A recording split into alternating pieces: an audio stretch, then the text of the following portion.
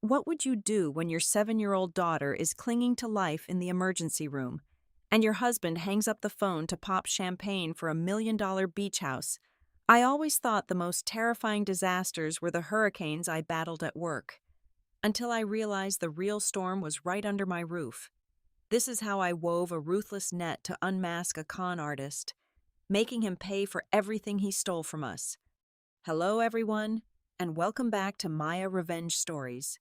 Unfortunately, YouTube has completely disabled our channel's monetization, leaving us with absolutely no budget to keep producing the content you love. If you find today's story compelling, please consider supporting us by joining our Patreon, where you can listen to even better, longer, and more detailed exclusive true stories featuring multiple emotional voice actors that we simply cannot publish on YouTube. You can join right now by scanning the QR code on your screen or by clicking the Patreon link down in the video description or pinned comment. Now, let us dive into today's harrowing journey with our protagonist, Eleanor Adams. The mechanical beep of the ventilator echoed down the sterile corridor. Beep, beep, beep. Each sound was a sharp needle piercing my skull. I am Eleanor Adams. I am 36 years old. For the past decade, my life has been defined by crisis. As a senior coordinator for the Federal Emergency Response Network, I manage disasters. I direct fleets of rescue helicopters during catastrophic wildfires. I allocate emergency rations when Category 5 hurricanes wipe entire coastal cities off the map. I am the voice of calm in the absolute center of chaos. I tell people exactly how to survive the worst days of their lives. But right now, none of that mattered. Right now, I was just a terrified mother slumped on the freezing linoleum floor of a Denver hospital. I was completely and utterly powerless. My 7-year-old daughter, Lily, lay just beyond the heavy glass doors of the intensive care unit. She looked incredibly small. Tubes snaked out from under her thin blanket. A massive machine breathed for her, forcing oxygen into her failing lungs. An aggressive, incredibly rare bacterial infection had triggered acute respiratory failure. It happened so fast, just a few hours ago. We were eating pancakes and drawing pictures on the living room rug. Then came the coughing. Then her lips turned a horrifying shade of blue. Dr. Evans, the head pediatric specialist, had pulled me aside moments ago. His face held no comfort. The standard, broad-spectrum antibiotics were completely useless against this strain. Lily's organs were beginning to struggle. She needed a highly experimental, targeted serum. It was the only thing that could kill the bacteria, but the hospital did not have it. The medicine had to be flown in from a specialized private laboratory in Seattle. There was a massive hurdle. The serum was classified as experimental. Our premium health insurance absolutely refused to cover the cost.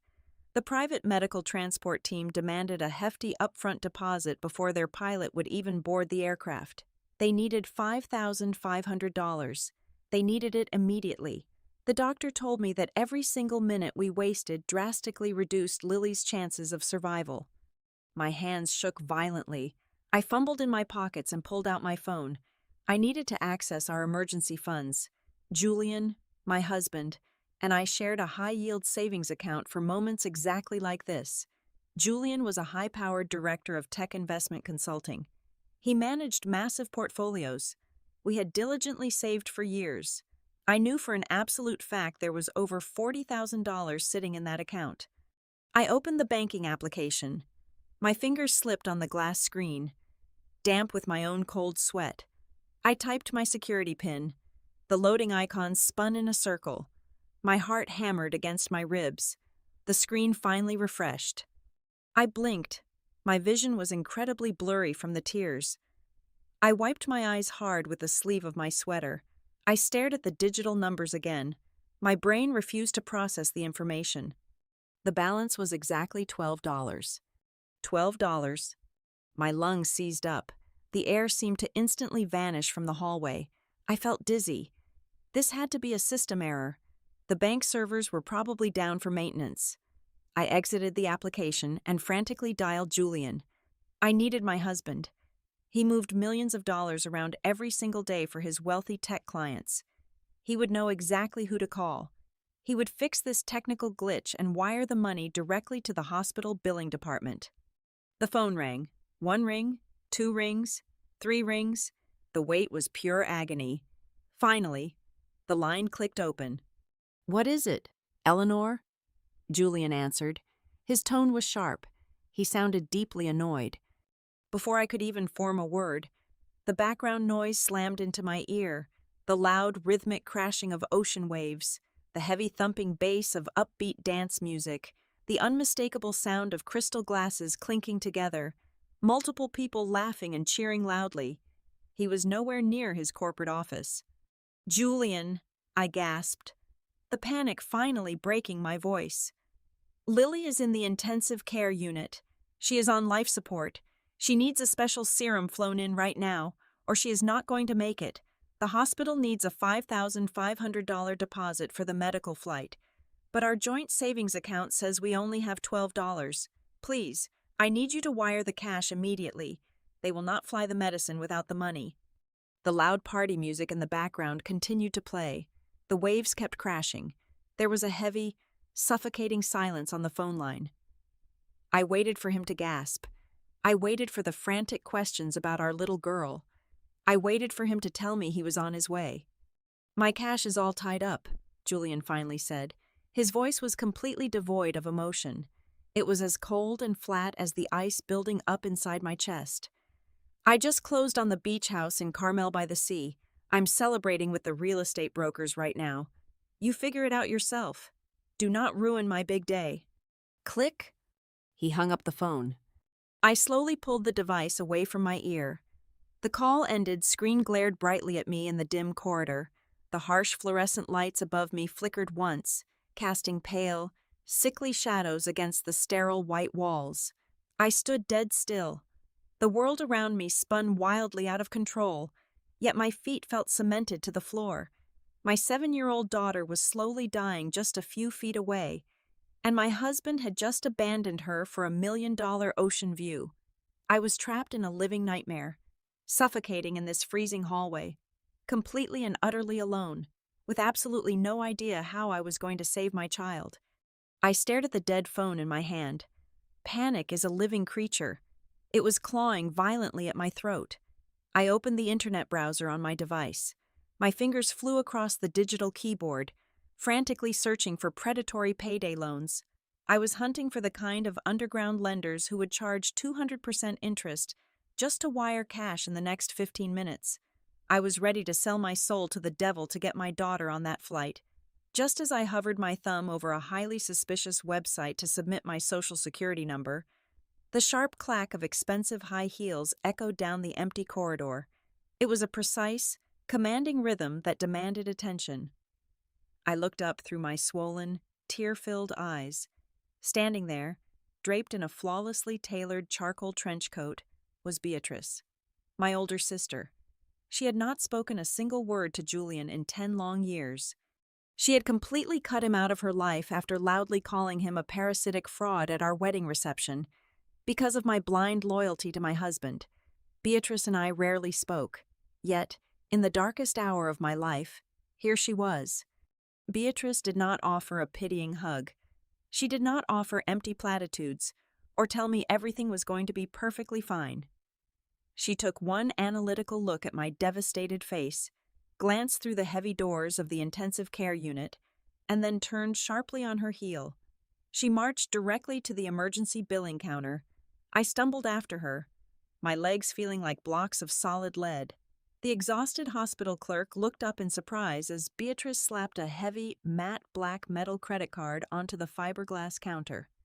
"Charge $5,500 for the emergency medical transport," Beatrice demanded, her voice cutting through the sterile air like cracking ice. "Run the transaction right now." The clerk quickly processed the card. The machine beeped a loud approval. A receipt printed. The flight was secured. I broke down completely.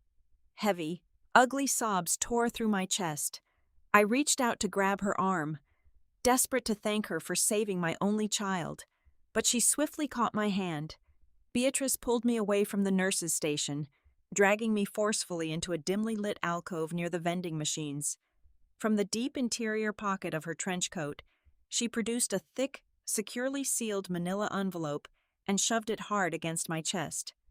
"Do not thank me," Beatrice whispered fiercely, her dark, intense eyes locking onto mine. "Take this. Open it when you are alone. Read every single page. Then you will understand whose blood your husband actually used to buy that beachfront property." Before my exhausted brain could even begin to process her cryptic words, she turned and walked rapidly away, her trench coat billowing slightly as she disappeared into the elevator banks. The next several hours blurred into a singular, agonizing waiting game. The specialized medicine finally arrived from Seattle. The doctors immediately administered the serum into Lily's intravenous line. By 2 o'clock in the morning, the aggressive, terrifying medical alarms had finally ceased. The pediatric specialist walked out of the room and offered me a genuine, deeply exhausted smile. Lily's oxygen levels were rapidly stabilizing. She was officially out of the woods. My little girl was now deeply asleep, her small chest rising and falling in a steady, beautiful, natural rhythm. The ward was completely cloaked in the heavy, quiet dark of the early morning hours. I sat in the uncomfortable vinyl chair beside her hospital bed. Only the faint amber glow of the city streetlights filtered through the window blinds. I looked down at my lap. The thick manila envelope felt like it was radiating heat, burning a hole through my jeans. My hands trembled uncontrollably as I tore the paper seal open. I had expected a handwritten letter, perhaps a stern warning or a lecture from my sister. Instead, a dense stack of internal banking ledgers and forensic wire transfer statements slid into my shaking hands. Beatrice worked as a senior compliance director at a massive global auditing firm. She had the clearance to hunt financial ghosts. I squinted at the complex spreadsheets in the dim light. The columns of numbers were overwhelming at first, but then the narrative became terrifyingly, undeniably clear. Julian had not merely drained our joint savings account to zero, that was just the tip of the iceberg. I flipped to the second page, and my breath hitched painfully in my throat. He had completely liquidated Lily's educational trust fund.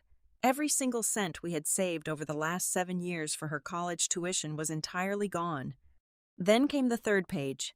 It documented multiple high-interest, unsecured commercial loans, but they were not registered under his name. They were under mine. He had quietly borrowed hundreds of thousands of dollars, aggressively leveraging my pristine federal credit score.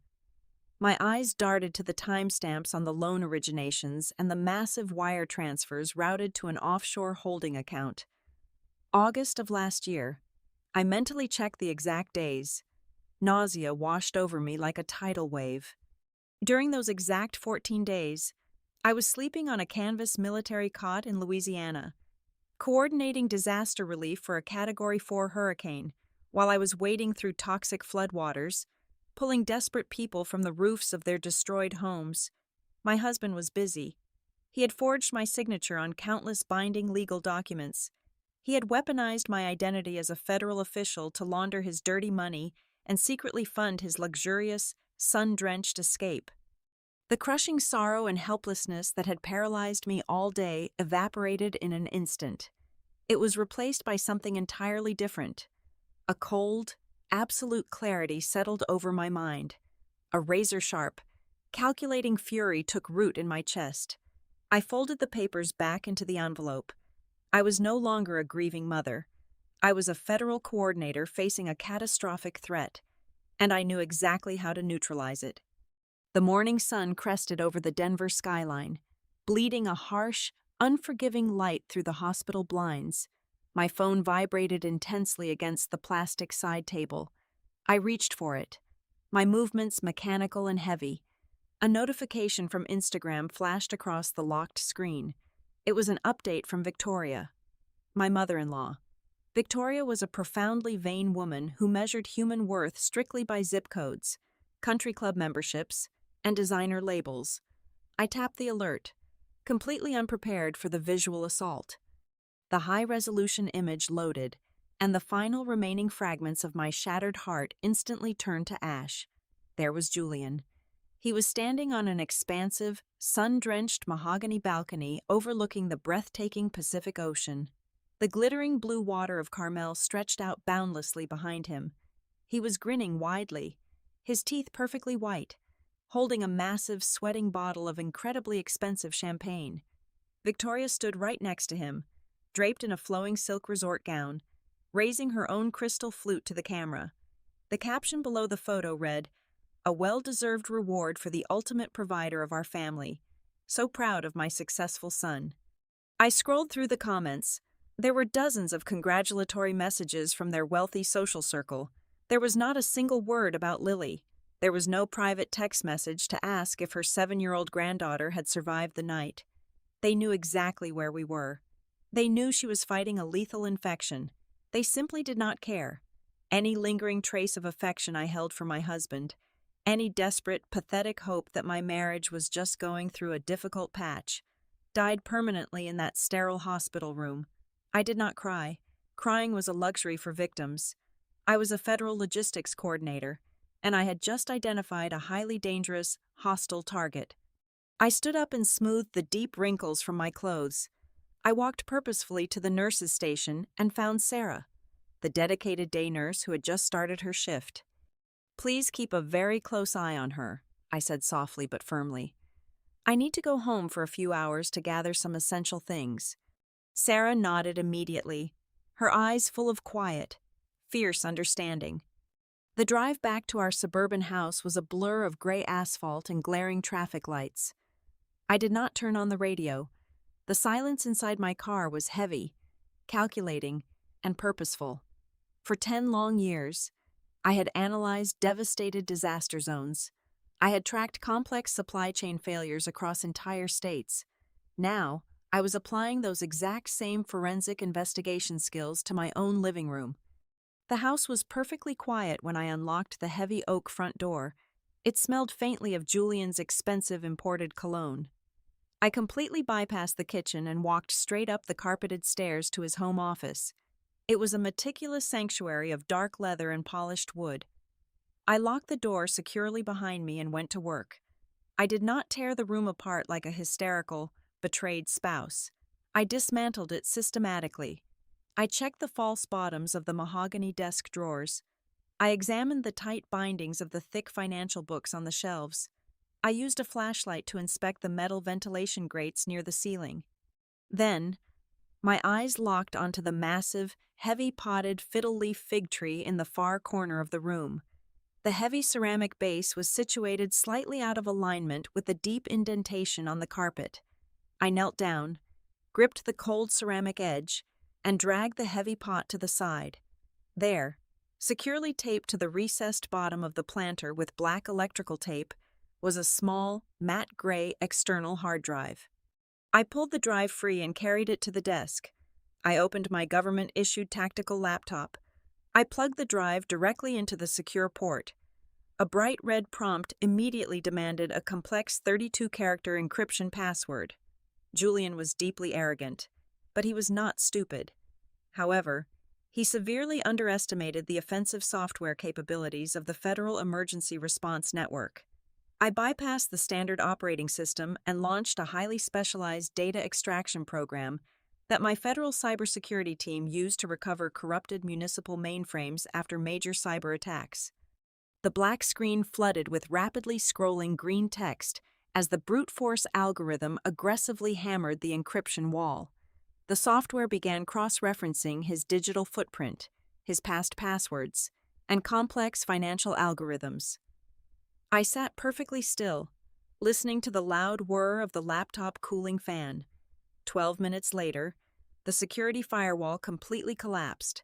A small green box appeared. Access granted. I opened the master folder. It was a meticulously organized digital graveyard of our entire marriage. I clicked on a subfolder labeled with a cryptic project code. Inside was a scanned, fully executed legal contract establishing a limited liability company, a ghost corporation. I read the ownership details very carefully. The sole registered proprietor of the company was Victoria. My mother-in-law officially owned the company, but the company held the exclusive deed to the Carmel by the Sea mansion. Julian had completely hidden his massive new asset behind his mother's legal name to avoid any financial scrutiny. But the true, calculating horror was waiting in a separate document labeled with a date exactly 1 month from today. It was a fully drafted, legally binding petition for Chapter 7 bankruptcy. Julian was preparing to officially declare his technology consulting firm completely insolvent in less than 30 days. He had meticulously structured the fraudulent loans he took out under my forged signature to appear as terrible business investments that I had allegedly authorized as his silent partner. When the bankruptcy court inevitably struck its gavel, his massive debts would legally transform into my exclusive debts. He would walk away completely clean, living in a $1 million oceanfront estate owned by his mother's shell company, while I would be left drowning in hundreds of thousands of dollars of inescapable financial ruin. He had secretly built an elaborate, bulletproof financial bunker, and he was about to lock me outside in the storm. I stared at the glowing laptop screen as a dark, terrifying calmness washed over my entire body. Julian had spent months building this perfect, lethal trap. It was time for me to rewrite the ending of his brilliant little game. I packed the decrypted hard drive and the thick manila envelope into my leather briefcase. Within an hour, I was sitting in the heavily air-conditioned, mahogany-paneled office of Marcus Vance, a ruthless and highly respected attorney specializing in high-net-worth family financial crimes. Beatrice had arranged the emergency meeting. Marcus did not offer me coffee or empty sympathies. He spent 45 minutes silently reviewing the offshore routing numbers, the forged commercial loan applications, and the aggressive bankruptcy drafts. When he finally looked up, his eyes were completely devoid of warmth. They were the cold, calculating eyes of a legal executioner. "This is incredibly sophisticated," Marcus stated flatly, tapping a sleek silver pen against the desk. "He has built a flawless financial guillotine, and your neck is resting right on the block. He intends to leave you with hundreds of thousands of dollars in fraudulent debt while he enjoys a luxury coastal estate. But there is a fatal flaw in his meticulous design. He assumes you are blind." I leaned forward, my hands gripping the edge of the polished table. How do I destroy him? Marcus folded his hands perfectly together. "If you want to take him down, you have to let him think he has won. You cannot show him a single ounce of anger. If he suspects you know, he will accelerate the bankruptcy and shred the paper trail. You must become the exact woman he believes you to be: exhausted, naive, and completely submissive." I returned to the sterile, quiet confines of the hospital. Lily was resting peacefully, her natural color slowly returning to her cheeks. I sat in the uncomfortable vinyl chair, pulled out my phone, and prepared to perform the most agonizing acting role of my entire life. My thumbs hovered over the digital keyboard. I forced myself to type a message to Julian. I apologized for my emotional outburst on the phone. I told him Lily was stable and the terrifying crisis had passed. Then, I typed the words that made bitter bile rise in the back of my throat. I told him I completely understood his bold real estate investment, acknowledging it was a smart move for our family's long-term future. I hit send. It felt exactly like swallowing broken glass. 3 days later, Julian swaggered through the heavy hospital doors. He was deeply tanned, wearing a crisp linen shirt that smelled faintly of expensive cigar smoke and sea salt. He rushed immediately to Lily's bedside, putting on a sickeningly perfect performance of the deeply concerned, overworked father. He kissed her forehead. He stroked her hair with gentle precision. I sat quietly in the dark corner, keeping my eyes deliberately downcast, rubbing my temples to project the flawless image of a profoundly broken, exhausted mother who had surrendered completely to fatigue. That afternoon, while Lily was happily watching a cartoon on the television, Julian pulled his chair very close to mine. He sighed heavily, rubbing the back of his neck as if he carried the immense weight of the entire world on his shoulders. "The medical bills are going to be astronomical, Eleanor," he whispered, feigning deep emotional stress. "And the insurance company is giving my office a massive headache over that out-of-network medical flight. I need to consolidate our assets quickly to create a liquidity buffer. My lawyer drafted a specialized power of attorney strictly for dealing with the insurance brokers and our existing mortgage company. It will let me handle all the ugly financial negotiations so you can focus entirely on our daughter. He smoothly slid a thick, legally binding document onto my lap. He handed me a heavy, expensive gold fountain pen. I looked down at the dense legal jargon. My federal administrative training allowed me to instantly translate the predatory clauses. It was not a specialized insurance document. It was a sweeping, general power of attorney. This was his final, fatal stroke. With my signature, he would have the absolute legal authority to sell our family home right out from under me and funnel the equity directly into his mother's shell corporation. "Of course, Julian," I murmured softly, letting my voice waver perfectly. "Whatever you think is best." I pushed his expensive gold pen gently aside.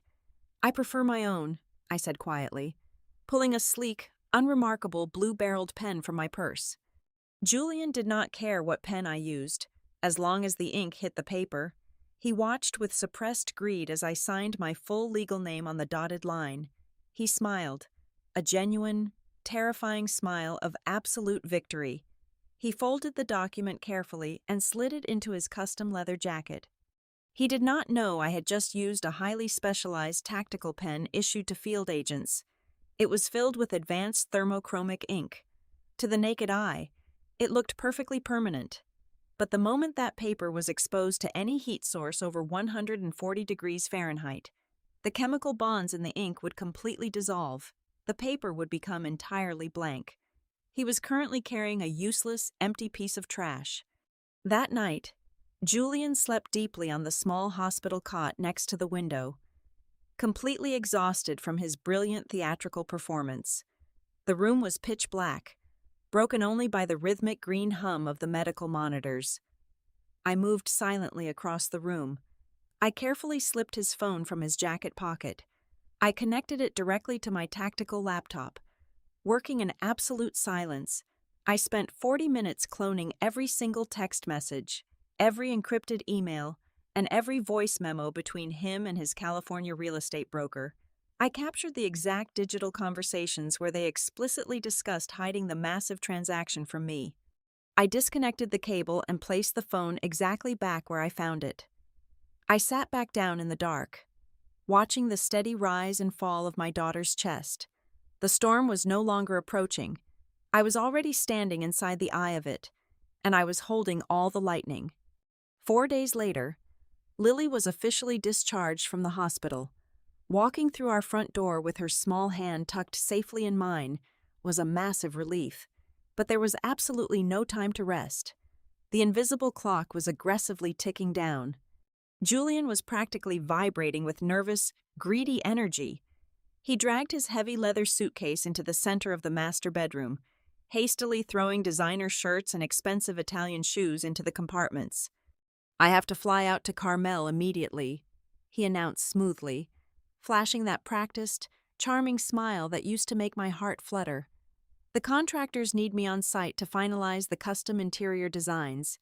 I will get everything perfectly set up, and then I will fly you and Lily out next month to see our beautiful new paradise." "That sounds wonderful," I replied softly. I kept my voice perfectly even, betraying absolutely nothing. I walked over to the bed and began meticulously folding his expensive suit jackets. I smoothed out the wrinkles of his crisp collars. I handed him his favorite silver silk tie. I stood right in front of him, reaching up to wrap the smooth fabric around his neck. I pulled the knot tight, very tight. For a single, fleeting second, I imagined pulling it just a fraction harder, turning it into the noose he truly deserved for abandoning his dying daughter. But I simply smiled up at him instead. "Have a safe flight," I murmured. He kissed my forehead, completely oblivious to the lethal venom coursing through my veins, grabbed his bags, and walked out the door. I stood at the living room window, watching his luxury sedan disappear down our quiet suburban street. I immediately pulled up the commercial flight tracker application on my phone. I watched the small digital airplane icon taxi onto the runway. I stared unblinking at the screen. waiting for the exact moment the status changed to airborne. Wheels up. The theatrical performance was officially over. The hunt had begun. I walked directly into my home office and opened my encrypted federal laptop. I did not hesitate for a single second. I selected the massive digital dossier containing the forged commercial loan applications, the falsified electronic signatures, and the offshore wire transfers. I attached them to a highly secure email directed straight to the highest clearance tier of the Internal Security Division at the Federal Emergency Response Network. I explicitly copied the regional director of the Federal Bureau of Investigation. Julian did not just steal money from his naive wife. He had aggressively weaponized the highly classified identity of an active federal disaster logistics coordinator to commit massive interstate bank fraud. When you forge the signature of a federal official who holds a national security clearance, it is no longer a messy civil divorce dispute. It becomes a severe federal felony. I pressed the send key. At that exact same moment, precisely as we had coordinated, Beatrice made her move from her corporate auditing office downtown. She transmitted the completely unredacted financial ledgers of Victoria's Ghost Corporation, along with the undeniable forensic proof of massive corporate tax evasion, directly to the Criminal Investigation Division of the Internal Revenue Service. The invisible net was cast. The massive weight of the federal machine woke up. 3 hours and 40 minutes later, my phone violently vibrated across the wooden desk. The caller identification flashed Julian's name. I let it ring 3 times before calmly sliding my thumb across the glass screen to accept the call. "Eleanor!" he screamed into the receiver. The charming, confident arrogance was completely gone. He was hyperventilating. I could hear the echoing public announcements of the California airport terminal in the background. "Something is completely wrong. I tried to rent a car and my premium platinum card declined. I tried 4 other credit cards. They are all completely dead. I just opened my mobile banking application, and every single account we have is locked." There is a massive red banner across the screen that says, "Total comprehensive freeze, call the bank right now and fix this glitch." I sat back in my leather chair. I looked out the window at the bright blue Denver sky. My chest felt incredibly light for the very first time in weeks. "I cannot do that, Julian," I said, my voice as calm and cool as the ocean breeze he was so desperate to feel. "What do you mean you cannot do that?" he panicked, his voice cracking loudly in sheer desperation. "Do you not understand me? I have absolutely zero access to cash." "Do you like the beach house?" I asked softly, letting the sharp question hang in the dead air between us. The phone line went absolutely silent. The terrifying, crushing realization finally slammed into his brain. "Eleanor, what did you do?" he whispered, his voice trembling with sheer, unadulterated terror. "It is a pity," I stated clearly and methodically, "because your criminal bail money is going to be significantly more expensive than $5,500. I ended the call. Julian's mind completely snapped. With his platinum cards dead and his bank accounts frozen solid, he was effectively stranded in California. Desperate and enraged, he managed to scrounge together enough physical cash from his expensive leather wallet to rent a battered, high-mileage economy car from a shady, off-brand lot near the airport. He drove straight through the night and into the next day. He crossed state lines fueled entirely by manic panic and cheap gas station coffee. He drove for over 24 hours straight, his polished veneer completely shattering with every single mile that brought him closer to Denver. By the time he swerved that terrible, dented sedan into our quiet suburban driveway, he was a completely unrecognizable madman. His expensive linen shirt was stained and wrinkled. His eyes were bloodshot and completely wild. He threw the car door open and stormed up the front steps. He began violently pounding his fists against the heavy oak front door. He hammered against the wood like a rabid animal desperate for blood. "Eleanor!" he roared at the top of his lungs, his voice echoing loudly down the entire street. "Open this door right now. Call those federal agents back and tell them it was a complete misunderstanding. Drop the charges and unfreeze my accounts right this second, or I swear I will destroy you." He raised his fist to strike the wood again, but the door suddenly unlatched and swung wide open. He froze. His raised fist trembled in the air. Standing in the foyer was not the terrified, submissive wife he had meticulously manipulated. I was not even in the room. Waiting for him just inside the threshold were two towering, stone-faced special agents from the Federal Bureau of Investigation, flanked by local police officers. "Julian Adams," the lead federal agent announced, his voice booming with absolute authority. "You are under arrest for federal wire fraud, aggravated identity theft, and interstate financial crimes." Julian stumbled backward, his mouth opening and closing in absolute shock, unable to form a single coherent word. Before the agents could even snap the heavy steel handcuffs around his wrists, a sleek luxury car screeched to a halt right behind his rented junker. Victoria, his mother, practically threw herself out of the driver's seat. Julian must have called her in a blind panic during his manic drive across the country. She ran up the concrete walkway, her expensive jewelry clanking together, screaming hysterically at the federal officers. "Get your hands off my son!" Victoria shrieked, batting her manicured hands in the air. "He is a highly respected financial director. He has done absolutely nothing wrong. You are ruining his perfect life." The second federal agent calmly stepped forward and produced a second set of steel cuffs. "Victoria Adams," the agent said coolly, "you are also under arrest for conspiracy to commit money laundering and operating a fraudulent shell corporation to evade federal taxes." The look of pure, unadulterated horror that washed over Victoria's heavily powdered face was the most deeply satisfying image I had ever witnessed. In less than 2 minutes, the brilliant, untouchable architect of my ruin and his vain, enabling mother were both shoved unceremoniously into the back of a black government vehicle. 6 months later, the justice system delivered its final, crushing blow.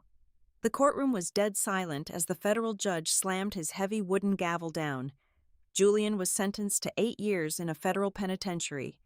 There would be no early parole for the severity of his identity theft against a government official.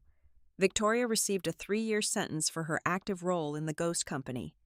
But the financial ruling was the true masterpiece. The court ordered the immediate liquidation of every single asset Julian possessed. The magnificent beach house in Carmel by the Sea was seized and auctioned off by the federal government. The massive proceeds were used to completely pay off the fraudulent commercial loans he had taken out in my name. The remaining hundreds of thousands of dollars were directly deposited back into Lily's educational trust fund, fully restoring every single cent he had stolen from his own daughter. He was left with absolutely nothing. He was utterly bankrupt, locked in a concrete cell, stripped of his luxury suits and his expensive champagne. As for us, we finally found our peace. I sold the house in Denver and moved Lily to a quiet, beautiful small town surrounded by towering pine trees and fresh mountain air. I continued my work coordinating federal disaster relief, doing what I do best, helping people rebuild their lives after the storm passes. Today, I sat on my wooden back porch, watching Lily run and laugh wildly across the bright green grass. Her cheeks were flushed with healthy color. Her lungs were completely strong. The terrifying shadow of the hospital was entirely gone. I took a deep breath of the crisp air. I finally understood that the sweetest, most absolute revenge is not picking up a knife to stab your enemy. The sweetest revenge is stepping back and letting the cold, unforgiving weight of the law completely strip away every single fake, materialistic thing they worshipped. I also learned a profound truth about love. I learned that family is not defined by the people who share your last name or live under your roof.